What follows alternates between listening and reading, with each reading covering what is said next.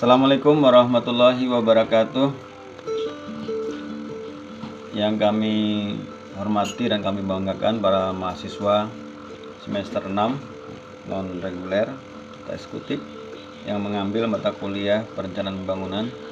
Selamat bertemu dan mari sama-sama kita membahas dalam satu semester ini hal berkaitan dengan perencanaan pembangunan. Kalau kita bicara tentang perencanaan pembangunan, tentu ada dua hal yang kita bahas ya, yaitu perencanaan itu sendiri dan pembangunan. Berasal dari kata rencana dan bangun. Namun udahlah, terminologi itu mungkin nanti bisa kita cari masing-masing dalam definisi dan istilah.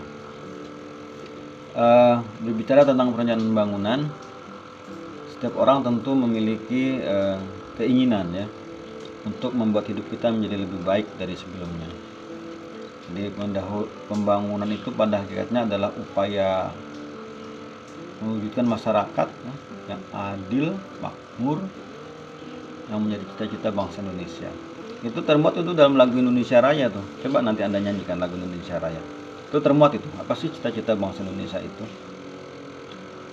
Pembangunan juga dipandang sebagai peningkatan ya, pertumbuhan ekonomi disertai keadilan sosial secara sadar. Pembangunan atau development secara umum menganut tiga paradigma, yaitu pertumbuhan atau growth ya, perbaikan dan perubahan. Sebagai suatu proses ya, maka pembangunan masyarakat itu tidak terlepas dari aspek manajemen yang menanganinya. Dalam satu proses manajemen yang umum ya, akan meliputi aspek planning atau perencanaan, pengorganisasian ya, actuating atau penggerakan dan pengawasan atau POAK ya. Jadi manajemen. Berkaitan dengan perencanaan pembangunan itu nanti ada pengertian dan isu-isu ya, pendekatan dalam hal perencanaan pembangunan atau model-modelnya nanti. Perencanaan ya, ditinjau dari segi sistem merupakan suatu proses yang bertingkat ya, yang dapat mengontrol suatu susunan kegiatan di mana urutan proses pekerjaan harus dilakukan. Segala sesuatu itu harus pakai planning ya. Kenapa? Karena dengan adanya planning itu maka ada kontrol. Bisa saja sih memang suatu pekerjaan itu selesai ya tanpa planning, tapi itu lebih kepada kebetulan sebenarnya. Sementara kita ini akan mengerjakan suatu pekerjaan besar. Pembangunan itu bukan ecek-ecek ya, bukan kegiatan yang sembarangan. Jadi pembangunan itu merupakan suatu kegiatan yang saling terkait satu dengan sama yang lain. Robert ya, It's All ya, dalam bukunya Planning and Ecology mendefinisikan planning sebagai suatu aktivitas yang berkaitan dengan alokasi atau eksploitasi yang rasional dari sumber-sumber daya untuk kemaslahatan manusia ya, baik jangka pendek maupun jangka panjang. Sekarang katakanlah kita bicara tentang sumber daya ya. Seberapa kaya kita? Seberapa banyak uang yang kita miliki? 1 miliar, 2 miliar, 3 miliar, tentu terbatas kan? Seberapa lama kita punya waktu? 5 tahun? 10 tahun? Nanti ada masanya finish ya kan? Seberapa kuat kita menghadapi masalah ya kan? Masalah 1, masalah 2, masalah 3, masalah bermacam-macam masalah sehingga menjadi kompleks ya kan. Tentu segala hal sangat terbatas. Waktu, tenaga, biaya, mesin, sistem itu semuanya terbatas. Sehingga perencanaan pembangunan juga tidak bisa dilepaskan dari konsep hubungan ya kan, antara sistem sosial, lingkungan alam, dan juga sistem ekologi ataupun saling terkait lah, teknologi, infrastruktur ya, dan sebagainya. Hidup kita ini kompleks ya. Kalau bahasa matematika itu namanya sistem persamaan kuadrat, bukan linear. Jadi konsep idealnya itu adalah persamaan linear ya kan? X plus Y sama dengan atau Y sama dengan X plus A, ya kan. Kami sebenarnya adalah bahwa hidup kita ini adalah persamaan kuadrat.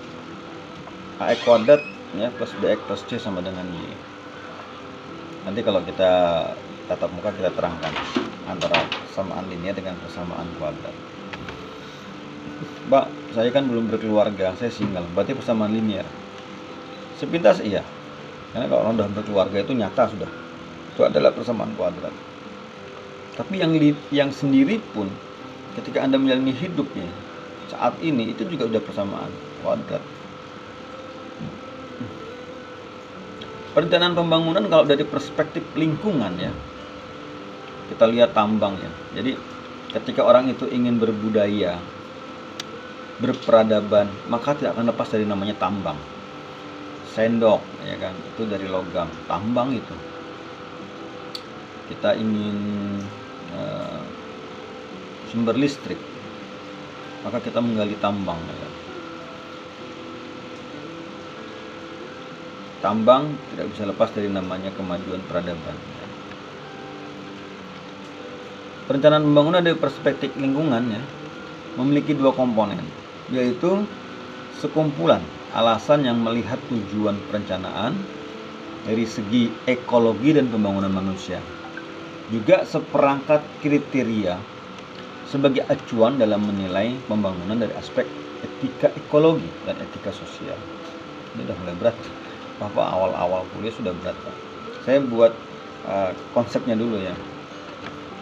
Sikap manusia akan berkisar dari negatif ya, utilitaritas, netral ya, humanistik, estetik sampai kepada ekologis. Jadi manusia itu menanggapi pembangunan berkaitan dengan lingkungan itu macam-macam.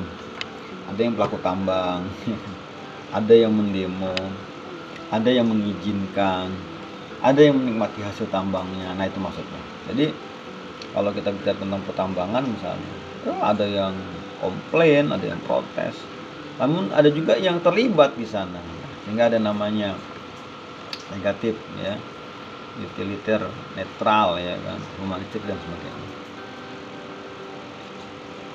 Isu lain dalam proses perencanaan pembangunan ya berkaitan dengan lingkungan itu antara lain juga adanya investasi, pemanfaatan sumber daya manusia atau pekerjaan dan sebagainya. Proses perencanaan bangunan itu nanti ada kita bahas ya, top down, bottom up ya, atau central approach ya, atau local approach ya. Jadi pembangunan ini proses perencanaannya macam-macam, banyak ya. Atau sebagai ilustrasi mudah ya kan, saya mau nanya kepada Pian. Pian punya cita-cita kan? Anda punya keinginan. Apa sih cita-cita Anda? Apa sih keinginan Anda? Anda juga punya kebutuhan atau keperluan. Apa sih keperluan atau kebutuhan Anda? Keinginan dengan kebutuhan itu tidak sama ya kan. Saya hari ini mungkin dari pagi sampai sore maunya begini. Padahal kebutuhannya mungkin tidak. Saya ingin ke restoran, mau makan saya. Mungkin harganya sekitar satu menunya 200.000 mungkin ya, atau 100.000. Keinginan itu keinginan. Padahal kebutuhannya kan tubuh kita ini perlu karbohidrat atau 4 sehat 5 sempurna itu dengan harga 50.000 pun atau harga 30.000 pun atau harga 20.000 pun cukup sebenarnya. Itu contohnya ya antara keinginan dan kebutuhan. Nanti kita bahas ya. Menurut Todaro ya dalam bukunya Perencanaan Bangunan, Model dan Metode perencanaan bangunan ya, salah satunya ekonomi merupakan usaha secara sadar dari suatu organisasi ya, pusat ya, untuk mempengaruhi, mengarahkan serta dalam beberapa hal bahkan mengendalikan perubahan dalam variabel ekonomi yang utama, misalnya pendapatan domestik bruto, konsumsi, investasi, tabungan. Jadi presiden ini ya sebagai pemerintah pusat mengendalikan perencanaan bangunan melalui Menteri Keuangan, melalui Bappenas ya kan, melalui Menteri Dalam Negeri. Bagaimana sih sebetulnya masyarakat Indonesia yang ada di daerah-daerah itu mendapatkan penghasilan ya kan? Bagaimana mereka memenuhi konsumsinya? bagaimana kita bisa ikut menanam modal, investasi, dan bagaimana tabungannya. Jadi bicara pembangunan ini ya, itu luas sekali jangkauannya. Mulai dari bagaimana memenuhi kebutuhan individu, kolektif masyarakat, suatu daerah, suatu masyarakat, sampai kepada negara.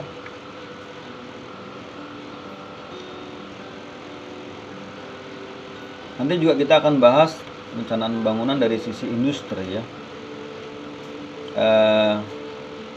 Kalau kita bicara pembangunan nggak akan lepas dari industri. Coba nanti Anda masuk ya ke minimarket atau supermarket atau toko ya, swalayan. Anda masuk, lihat di semua rak jualannya, dari makanan, minuman, aksesoris ya, dari sandang, dari makanan ya, makanan, pangan, minuman. Ada Indomie, ada roti, ada kue, ada biskuit, ada permen, ada dan sebagainya. Itu kebanyakan adalah hasil industri kan, pabrik, hasil dari pabrik. Bahkan mohon maaf ya, ketupat ya, nasi kuning itu juga dari proses industri rumah tangga ya. Warung Acil Janah misalnya jualan ketupat atau nasi kuning, itu juga industri, home industri ya. Artinya ada yang memasak bahan mentah ya menjadi bahan baku, lalu dibuat ya kan, dan sebagainya. Jadi ada proses industri. Dalam bicara pembangunan ini ada industri.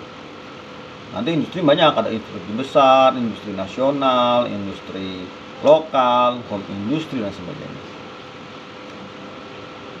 Kemudian berkaitan dengan perencanaan pembangunan nasional dari perspektif top down ya, atau dari central approach ya, artinya dari kendali negara nih, ya kan. Nanti ada rencana jangka panjang, ada rencana jangka menengah, ada rencana jangka pendek.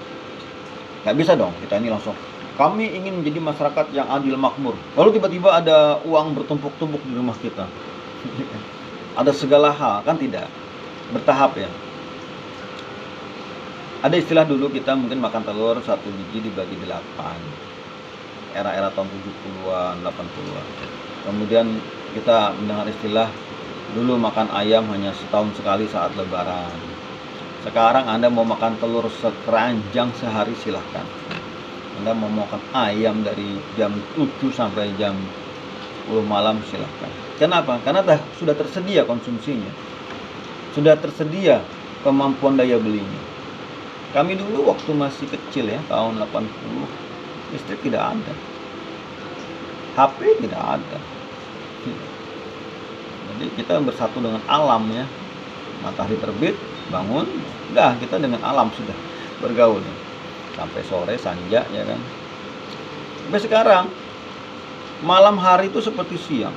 Orang hilir mudik, belanja, kegiatan ya kan. Karena apa? Karena penerangan sudah ada, orang yang jualan sudah ada, uang untuk beli juga sudah Anda miliki kan.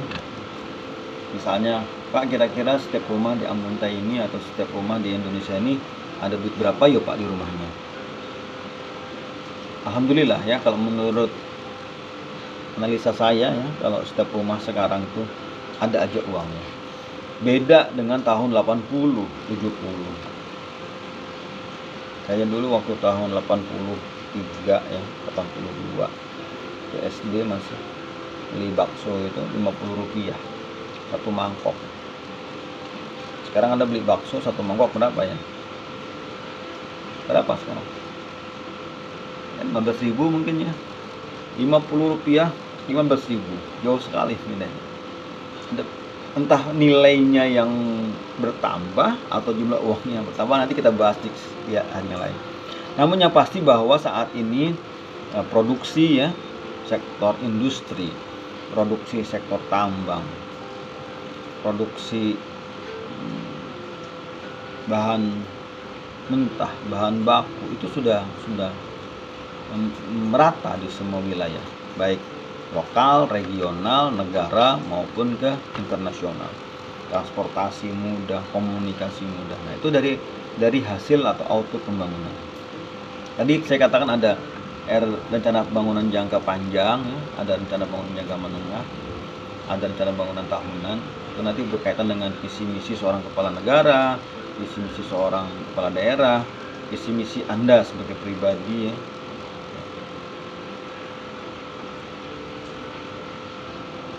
Prinsip-prinsip kegiatannya dalam proses pembangunan ini berhubungan dengan kebutuhan dasar masyarakat gitu ya. Sandang, pangan, papan. Saya perlu rumah ya untuk bernaung, saya perlu makanan untuk mempertahankan hidup saya, dan minuman juga. Saya juga mungkin memerlukan pakaian ya untuk melindungi diri dari cuaca, dan juga untuk budaya susila. Saya juga memerlukan komponen lain sekunder ya.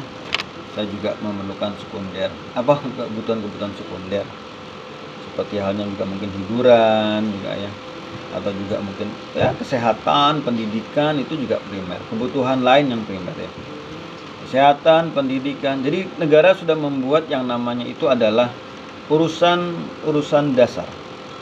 Jadi pemerintah pusat, pemerintah daerah itu memiliki tugas ya, dengan berdirinya negara kita, maka mereka punya urusan yang harus diselesaikan, namanya urusan dasar. Prinsip-prinsip kegiatan yang dilakukan ini, kalau pembangunan ini harus berhubungan dengan kebutuhan dasar masyarakat ya. Ingat bahwa pembangunan yang kita kerjakan ini secara government itu membutuhkan biaya yang besar. Jangan dihambur-hambur duitnya. Bangun ini, bangun itu, bangun. Harus jelas ya. Saya harus berhubungan dengan kebutuhan dasar masyarakat. Makanya, apa sih kebutuhan dasar masyarakat? Sandang, pangan, papan, sekunder, tersier ya. Ada teori tentang kebutuhan manusia ya, teori Maslow. Nanti Anda pelajari itu. Ulun hendak macam-macam aja, hendak mobil. Ulun hendak sepeda motor. Ya, itu kebutuhan. Ulun hendak rumah, ulun hendak kawin, ulun hendak bisi anak. Hendak bisi tanah, bisi sawah, bisi kebun. Iya, itu kebutuhan.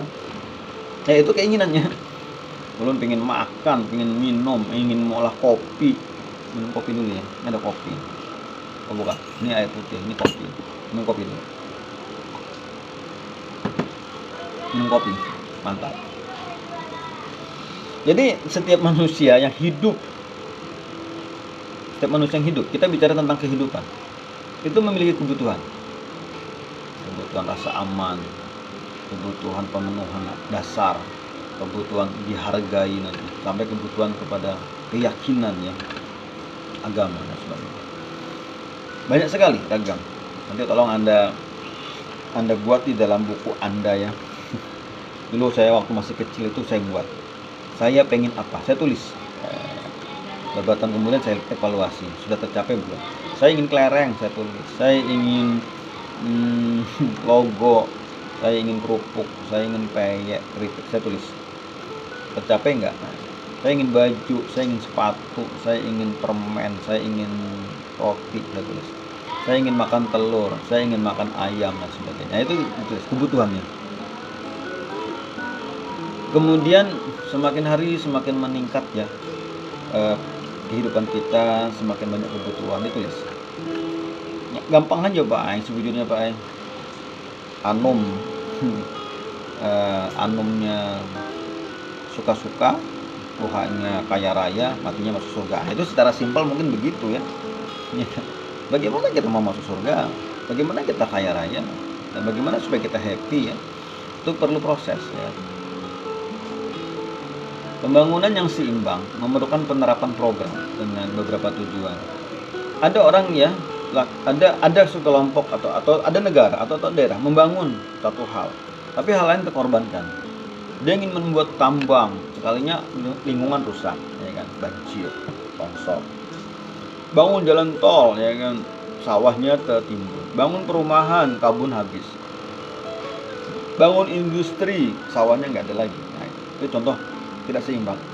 Bagaimana kita membangunnya? Yang mau kita bangun ini banyak, jadi harus seimbang. Perubahan sikap masyarakat juga penting ya, supaya tidak ada kontradiktif nanti. Pembangunan masyarakat menghendaki peningkatan partisipasi masyarakat yang lebih baik. Jadi pembangunan ini juga harus melibatkan masyarakat. Jangan pegawai aja yang sibuk atau kontraktor aja yang sibuk, masyarakat nonton aja. Atau orang asing ya. Sekarang ini kan pembangunan jalan nih, infrastruktur. tapi tenaganya tenaga asing, masyarakat menonton saja, bayar pajaknya, bayar hutangnya. Nah, ini perlu dibahas. Mohon maaf, ini berkaitan dengan rezim ya, kebijakan rezim. Apakah pembangunan infrastruktur kita saat ini sudah sesuai ya dengan keadilan atau asas sosial dan sebagainya. Revitalisasi pemerintah lokal dan transisi menuju administrasi lokal yang efektif juga. Jadi kita ini kan negara besar ya, Indonesia ini ada desa, kelurahan, kecamatan, nagari, ada kampung adat dan sebagainya. Ini terlibat nggak dia? Jangan dia hanya menonton saja. Kita tidak bisa sekarang memberikan hanya uang aja. Ada istilah beri dia kailnya, jangan beri ikannya ya kan. Kita berdayakan dia. Oke. Bicara tentang perencanaannya, pembangunan itu kita mungkin harus bicara tentang planning ya, planning development.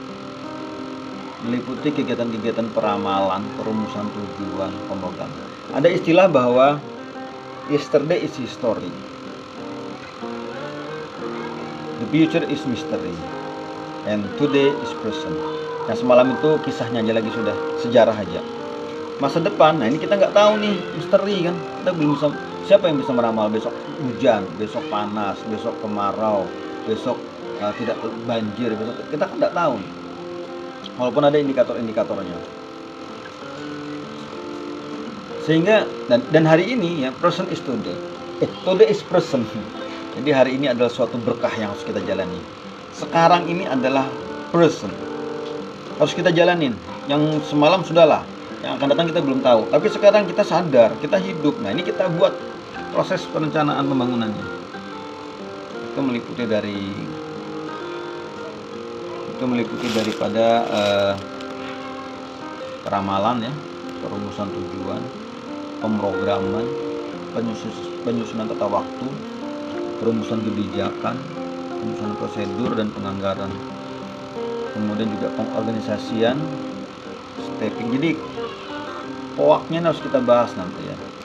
POAK, Planning, Organizing, Executing, Control. Baik, masih banyak yang ingin saya sampaikan untuk bicara tentang perencanaan pembangunan. Nanti sesi 2 kita lanjutkan. Berkaitan dengan perencanaan bangunan, coba saya buat ilustrasi. Anda ini maunya apa sih? Anda mau hidup bahagia, mau hidup sejahtera, mau hidup kaya raya, atau apa? Bagaimana Anda berkaitan dengan lingkungan sekitar? Tolong, ini sebagai tugas ya. Sesi 1 nanti kita lanjutkan ke sesi 2. Dalam sesi 1 ini saya ngasih tugas Anda ya, buat esai ya, buat esai tentang visi misi ya, diri Anda masing-masing ya, berkaitan dengan ekonomi, sosial, budaya, agama ya, dan lingkungan juga. Jadi Anda nih maunya, Anda punya visi misi apa? Saya mau jadi bupati, saya mau jadi gubernur, saya mau jadi kepala desa, saya ingin menjadi orang yang bahagia, ingin punya rumah yang besar, saya ingin punya mobil, saya ingin menjadi orang yang dihormati di kampung. Coba saya ingin Anda tulis ya dalam esai ya, esai. Maksudnya tuh karangan bebas aja, 1000 kata ya. Saya bernama Jumadi, adalah seorang lelaki kelahiran dari kampung Amuntai. Saya ingin menjadi orang yang mengerti bagaimana mengurus keluarga, bagaimana saya harus menata lingkungan saya. Saya ingin rumah saya rumah yang bagus, besar. Saya ingin memiliki tetangga yang santun dan sebagainya. Nah, coba Anda tulis dalam konteks lokal ya, ataupun konteks regional, berkaitan dengan sosial, budaya, ekonomi, lingkungan Anda. Masing-masing Anda tulis ya. Nanti Anda foto, kirim ke WA grup. Narasi esainya nanti dikumpul di loker. Kapan Pak? Ya istilahnya kan ikan cepat ikan gabus, lebih cepat lebih bagus ya. Tapi silahkan Anda, saya tidak mau juga membuat Anda stres ya. Jadi sambil Anda memiliki waktu yang cukup untuk membuatnya ya. minggu, 2 minggu, 3 minggu, silakan. Oke, sesi 1 ini dulu, nanti kita sambung di sesi 2. Karena apa nih, memorinya kan kalau langsung itu terlalu besar nanti. Sulit Anda mendownloadnya ya kan. Assalamualaikum warahmatullahi wabarakatuh.